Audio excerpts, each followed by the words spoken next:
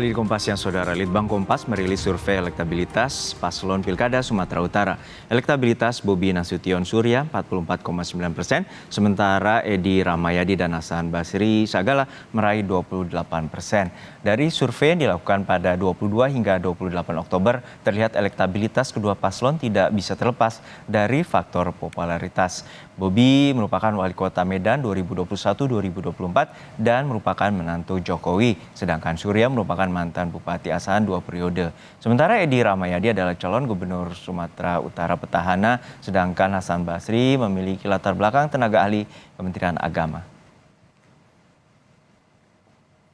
Kita bahas hasil survei elektabilitas Pilgub Sumatera Utara bersama dengan pengamat politik Universitas Sumatera Utara, Bapak Warjio. Selamat siang, Pak Warjio. Sehat selalu? Ya, Pak Warjio, ini untuk saat ini elektabilitas dari Bobi Surya sementara unggul dari pasangan Edi Rahmayadi dan Hasan Basri Sagala. Untuk saat ini, dari pengamatan Anda, terutama di akar rumput, seperti apa? Terutama para pemilih yang saat ini juga tercatat ada pemilih bimbang 27,1%.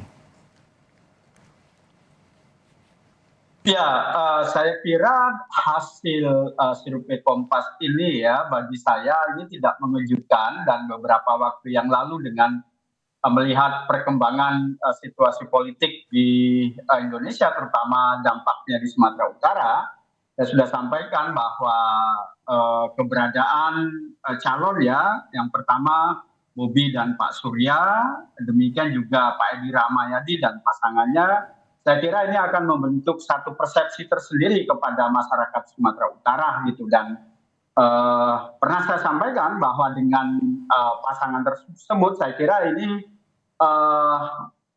potensi dukungan besar itu akan merapat kepada Bobi dan Surya. Karena apa?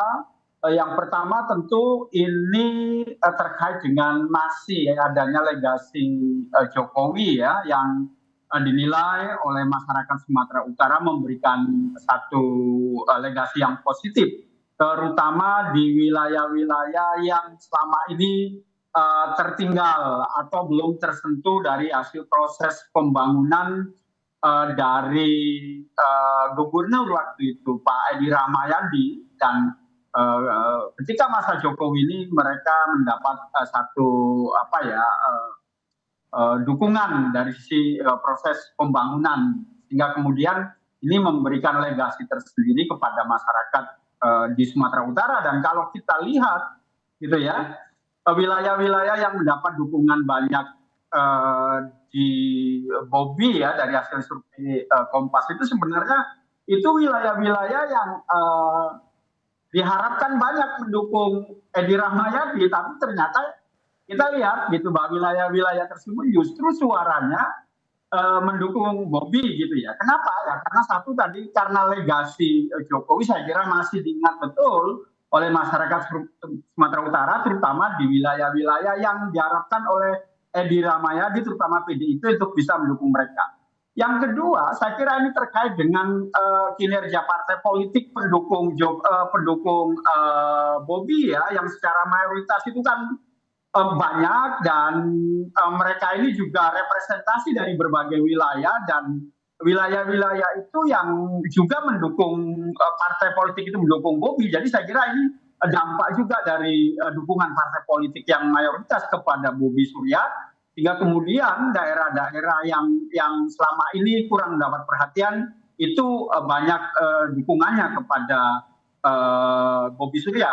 Yang ketiga, saya kira ini juga pengaruh besar ya, sumber-sumber suara di Sumatera Utara itu seperti Medan, demikian juga Kabupaten Deli Serdang, Binjai, dan kemudian Langkat. Ini kan sumber-sumber suara besar yang sangat membantu dukungan Bobi dan Surya, terutama ketika survei itu dilakukan, saya kira. Karena apa? Partai politik yang dulunya misalnya katakanlah tidak mendukung Bobi, ya misalnya di pilkada Medan yang lalu, katakanlah PKS ya, sekarang dukungan PKS kan cukup besar di kota Medan, dan kemudian PKS memberikan dukungannya kepada Bobi. Jadi saya kira ini bentuk kinerja dukungan partai, terutama partai yang selama ini berseberangan dengan Bobi dan kemudian menyatakan dukungannya kepada Bobi, saya kira itu akan mempush ya masyarakat untuk lebih banyak memilih, dan itu representasi terutama dari dukungan masyarakat atau pemilih Islam terutama di Kota Medan.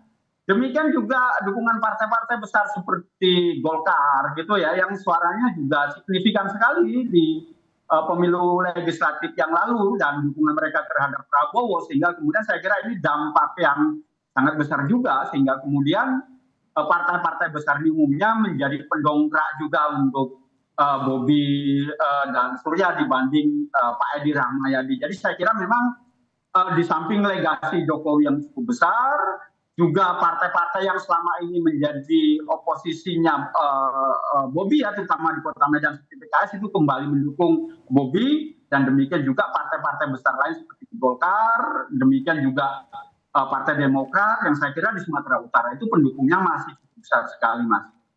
Ya, Pak Warjo, namun ada catatan menarik dari survei elektabilitas ini bahwa pemilih, terutama pemilih PKS dan juga pemilih PDIP ini berseberangan dengan parpol pengusungnya. Apakah ini, kalau dari catatan Litbang Kompas, bahwa PKS ada pemilih responden ini 50,6% ke pasangan Edi Hasan, dan juga untuk dari pemilih PDIP ini ada 48,4 atau 9% ini ke pasangan Bobi Surya. Apakah ini ada faktor di mana mesin partai tidak maksimal untuk menggenjot elektabilitas dari para pasangan paslon pengusungnya? Halo? Ya, Pak Warjo, ini ada juga catatan menarik dari survei Litbang Kompas bahwa dari basis pemilih, terutama PKS dan PDIP, PKS ini dari basis responden pemilihnya itu mengarah ke Edi Rahmayadi di mana 50,6%.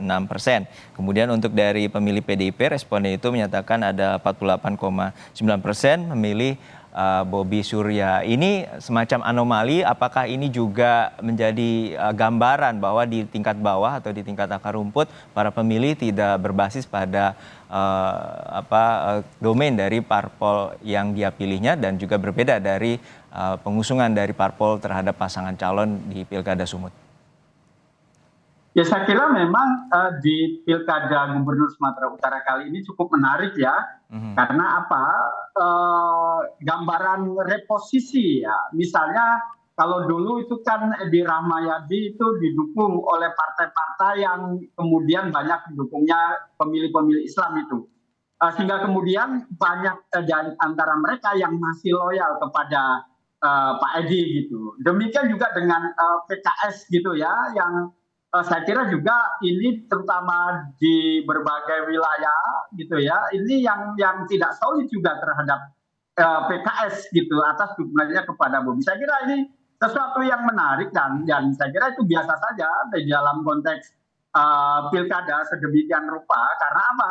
Bagi mereka yang penting adalah mereka bisa memberikan keyakinan terhadap calon yang akan dipilihnya, tanpa kemudian misalnya tidak harus serta menyertai apa yang sudah ditetapkan oleh partainya sendiri. Kan ini demikian juga terjadi juga di PDIP gitu. Jadi saya kira memang di internal PDIP juga terjadi juga hal pembelahan ya, dukungan terhadap Edi Rahmayadi, dan kemudian banyak suara mereka diberikan kepada Bobi, mengingat mereka juga dulunya itu kan PDIP pendukung daripada Jokowi. Jadi saya kira yang sedemikian itu masih terjadi ya pembelahan suara di berdasarkan hasil survei Kompas tersebut. Jadi saya kira itu sesuatu yang biasa terjadi, apalagi kan di dalam pilkada itu memang orientasi ya, dukungan terhadap figur itu lebih menarik juga ketimbang misalnya apa yang diinginkan oleh partai politik. Baik, masih ada sisa waktu 2,5 minggu lagi, dan juga akan ada debat yang juga nanti bisa menjadi faktor bagi para pemilih bimbang untuk dapat menentukan pilihannya, terutama untuk Pilkada Sumut. Terima kasih atas analisis Anda, pengamat politik Universitas Sumatera Utara, Bapak Warjo, telah berbagi bersama kami di Kompas Siang.